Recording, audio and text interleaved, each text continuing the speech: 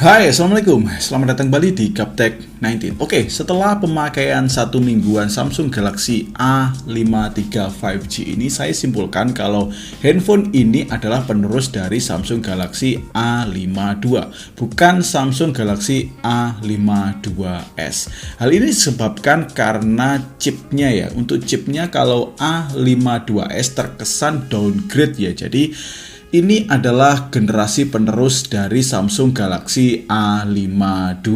Dan di awal video saya simpulkan kalau handphone ini cocok bagi kalian yang mau cari handphone dengan pemakaian jangka panjang dan malas untuk ganti-ganti handphone. Hal ini disebabkan karena nanti akan saya jelaskan untuk alasannya. Kita bahas untuk dari segi harga di handphone ini terlebih dahulu. Di handphone ini dipatok di harga 5999 atau 5999 untuk varian di 128 GB dan untuk 256 GB dipatok di harga 6499 atau 6,5 juta kembali 1000 perak.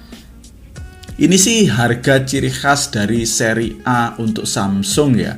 Dan ada 4 pilihan warna untuk handphone ini. Ada hitam, putih, peach, dan warna biru. Untuk warna barunya adalah warna peach. Dan device yang saya pegang adalah device yang berwarna black atau hitam.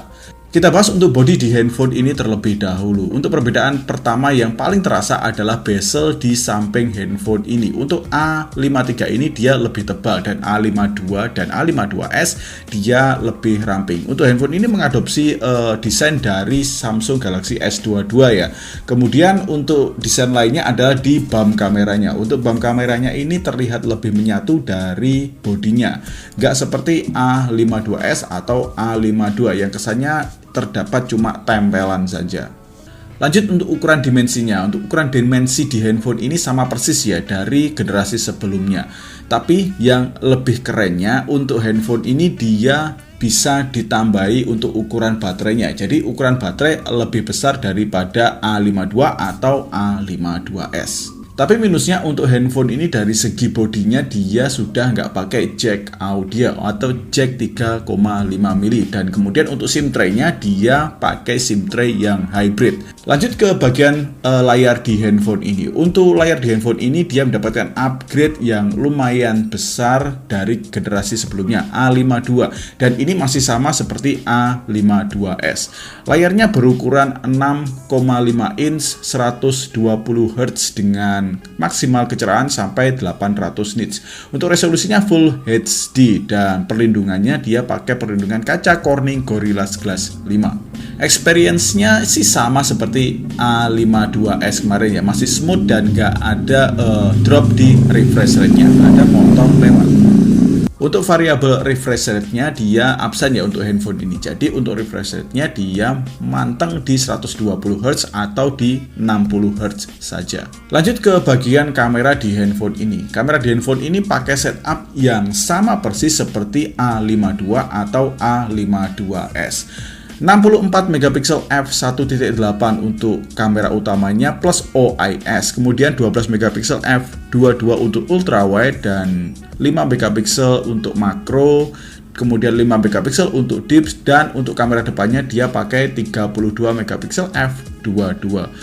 Di kameranya ini secara spek nggak ada peningkatan untuk handphone ini ya dari A52 atau A52s. Tapi untuk tuning warnanya dan beberapa hasil kamera di sedikit minim cahaya dia mendapatkan upgrade. Di sisi dynamic range ini lebih ditonjolkan lagi ya dari generasi sebelumnya, tapi dengan detail yang masih sama.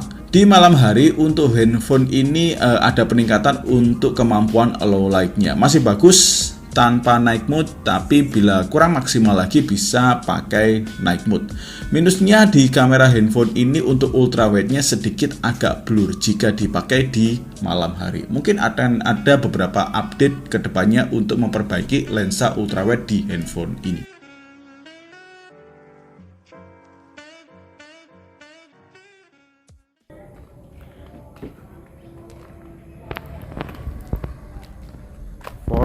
Oke, 30 fps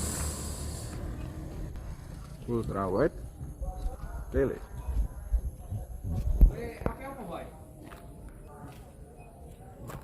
ultrawide tele.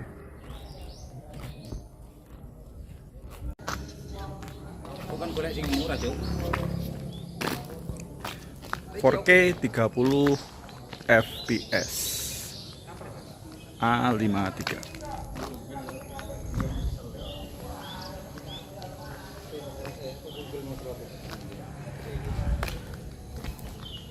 Oke. Ini untuk perekaman di kondisi malam hari Samsung Galaxy A53, resolusi Full HD 30 fps saja. Dan ini untuk ultrawide yang saya maksud blur. Ya. Ini sudah saya bersihkan beberapa kali dan ternyata memang hasilnya seperti ini. Saya kira kotor untuk lensanya. Mungkin akan ada update berikutnya dari Samsung. Oke. Lanjut ke bagian yang menang mutlak di handphone ini dari generasi sebelumnya A52 dan A52s, yaitu adalah dari softwarenya. Untuk software di handphone ini pertama kali dibuka dia sudah pakai Android 12 One UI 4.1. Kemudian untuk upgrade-nya dia sampai 4 tahun upgrade di handphone ini untuk softwarenya, dan 5 tahun untuk upgrade security patch. Dan ini sih alasan utama handphone ini cocok buat kalian yang ogah buat gonta-ganti HP, dan cocok buat kalian yang pemakaian handphonenya secara lama. Mungkin orang tua atau kalian juga begitu. Lanjut ke bagian yang paling ngeselin dari handphone ini lagi, yaitu adalah bagian dari chipsetnya. Mungkin ini adalah bagian dari kelangkaan chipset yang mendunia saat ini. Handphone ini akhirnya pakai chipset buatan Samsung sendiri, yaitu chipset Exynos 1280 5 nanometer. Yap, 5 nanometer. Kemudian GPU-nya GPU Mali G68, RAM 8GB, internal storage 128 atau 256, Android 12, kemudian One UI 4.1. Di pengujian Antutu versi 9 didapatkan untuk handphone ini di angka 376 ribuan, dan untuk Geekbench didapatkan di angka 745 untuk single core dan 1858 untuk multi core-nya. Ini sih terasa downgrade ya dari Samsung Galaxy A52s. Secara untuk segi harganya, kedua handphone ini membawa harga yang sama, 6,5 juta di 256 GB. Kalau untuk penggunaan harian sih handphone ini nggak ada kendala ya, masih aman untuk chatting, sosial media, kegiatan ringan di handphone ini masih aman. Kalau untuk game sekelas MLBB atau Mobile Legend ada di settingan di ultra, aman lancar secara di 60 fps. Dan untuk PUBG M ini maksimal di smooth high, dan mungkin akan ada update secara ini adalah software terbaru dari Samsung. Jadi untuk developer gamenya dia belum membaca untuk chipset baru ini.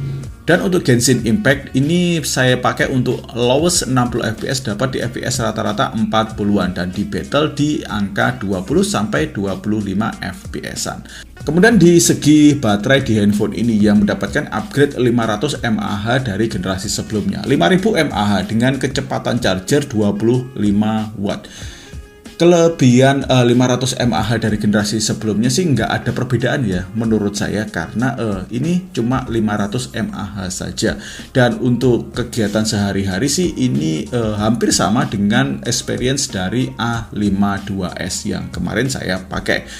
Untuk Mobile Legend 30 menit bisa sampai di berkurang antara 9%-an. Kemudian untuk PUBG N 30 menit bisa berkurang di 8%-an, dan Genshin Impact 30 menit berkurang sekitar 9%-an dengan settingan lowest 60 fps. Untuk kecepatan chargernya 0 sampai 100% bisa didapatkan di angka 1 jam 20 menitan.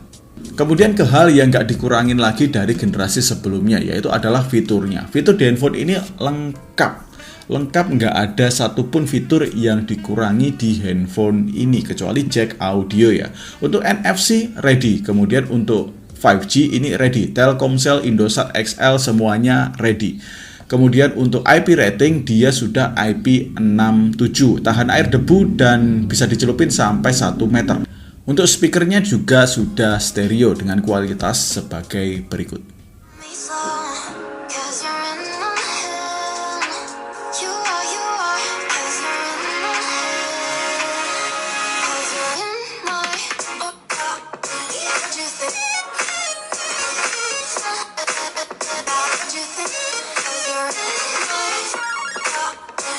Oke, sekarang adalah kesimpulan untuk Samsung Galaxy A53 5G ini.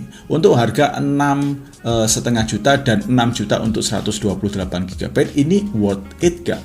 Kalau menurut saya ini worth it buat kalian yang malas buat ganti-ganti handphone, yang penggunaan handphonenya pakai handphone secara jangka panjang 3 tahun atau 4 tahun mungkin. Dan apa kalian nggak pengen ngelirik Samsung Galaxy A52s sebelumnya yang memiliki performa yang lebih oke dan beberapa fitur yang lebih oke juga seperti jack audio yang masih ada?